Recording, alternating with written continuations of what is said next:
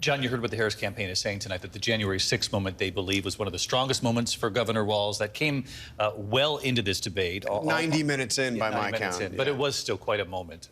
It was, you know, but first, David, I got to say, I think that Walz did seem unsteady. And frankly, what I saw in Walz is somebody who has not faced questions on a national stage since he became the Democratic nominee.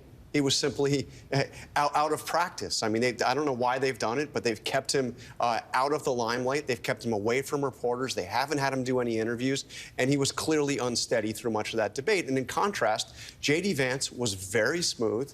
He took the arguments not to Walz. He was very respectful of Walz, took it to Kamala Harris.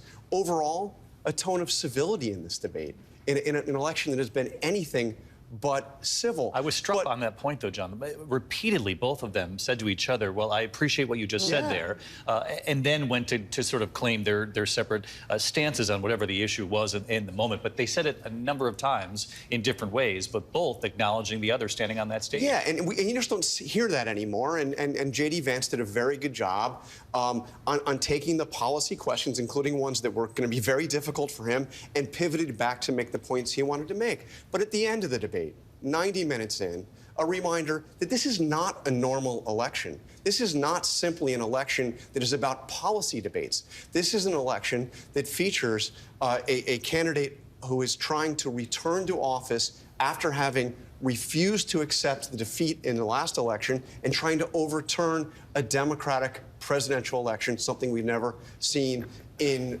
this country through our 258 years, or however many years. You know, it was striking to me that we didn't hear the words mentioned Mike Pence. Mike Pence, who, of course, was Donald Trump's vice president. Mike Pence, who is not supporting Donald Trump, in large part because Donald Trump, on January 6th, helped to unleash a mob that attacked the Capitol that went literally to chants of hang Mike Pence, calling for the execution of Mike Pence because he refused to go along with Donald Trump's attempts to illegally overturn that election. So when it finally came up, you heard from J.D. Vance. Again, a reminder, not a policy debate here. J.D. Vance has said that he would not do what Mike Pence did, that he would not have stood up to Donald Trump, that he would have done what Donald Trump wanted him to do. And he reiterated that, and that was, I think, a very important moment, but it came at the very end of this debate.